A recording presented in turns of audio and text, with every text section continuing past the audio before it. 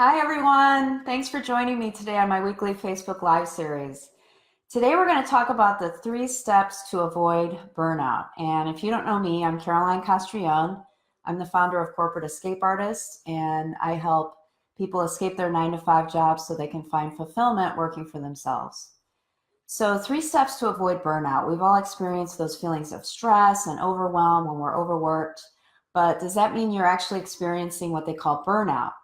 Well, stress, depression, and burnout are all interrelated, but burnout is actually the result of a chronic amount of stress that we experience in different areas of our lives. And it culminates to the point that we have no energy left. So it's basically characterized by 3 main areas: exhaustion, cynicism, and feeling less capable at work. So if you're feeling exhausted, you hate your job, and you're feeling less capable in the workplace, you're probably experiencing burnout. And Arianna Huffington actually brought this issue to the forefront 11 years ago when she talked about her own experience with burnout and exhaustion, actually collapsing at her desk. And this led her to found a company called Thrive Global, thriveglobal.com, which I highly recommend you check out. They have amazing resources, and their mission is to end the burnout and stress epidemic by offering solutions to individuals and companies. And I'm actually a proud contributor, so I recommend that you check it out.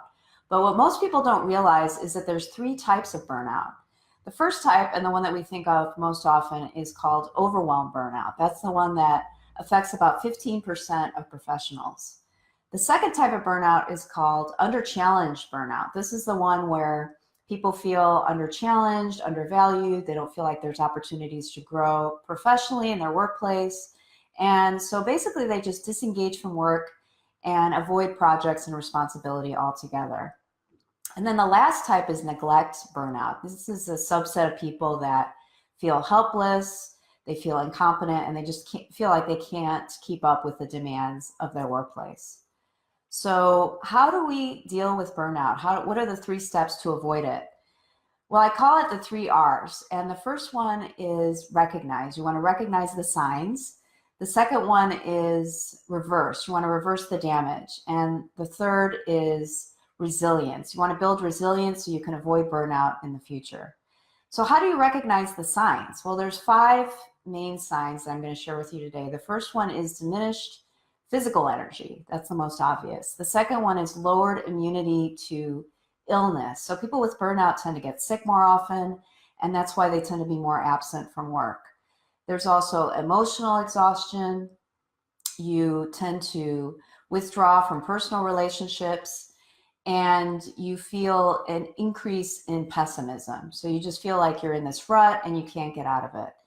So how do we deal with that? Well, the second step is to reverse the damage. And the first and most important way to do this is to seek support. You want to seek support from your family, from your friends, coworkers, mentors, perhaps a coach like myself, a therapist, any area or person that can help you through this phase. And then you want to establish healthy boundaries. You want to say yes to saying no at work. And I actually wrote a blog about this. You can find it on my website at corporateescapeartist.com. But you want to establish healthy boundaries and let your clients, your manager, your coworkers know what those are so that you're not answering emails at midnight every night or working every weekend. And then the last step is to build resilience. And how do we do that? Well, the first and most important way is to prioritize self-care. So this is where you need to get back to the basics and prioritize healthy sleep habits, nutrition, and exercise. This is the point at which I recommend people investigate healthy self-care habits like yoga, meditation, journaling, being in nature. And another exercise I recommend is that you take all of your activities and you rate them on a scale of 1 to 10 based on how they make you feel, with 1 being angry and lacking energy and 10 being joyful and full of energy, because this is going to help you prioritize those areas that you can eliminate, because ultimately your work should fill you up with energy. It shouldn't be sucking the life out of you. And then lastly, you want to shift your mindset. You want to start focusing on the purpose and value of your role. You want to sit down with your manager and perhaps reshape your job responsibilities. You want to prioritize and focus on those projects that you enjoy and perhaps delegate the ones that you don't. And you also want to take a look at, instead of accepting every leadership opportunity that comes along because you're afraid if you don't say yes, that those opportunities aren't going to come along again, which is a scarcity mentality. You want to think about what you need to remove from your plate before you add anything new. So basically, you need to just make a shift in your mindset. And if you go through this whole exercise and you find that your values and your ethics aren't in alignment with your company's, it might actually be a sign that it's time for you to switch jobs, change careers, or maybe even start your own company and become your own boss.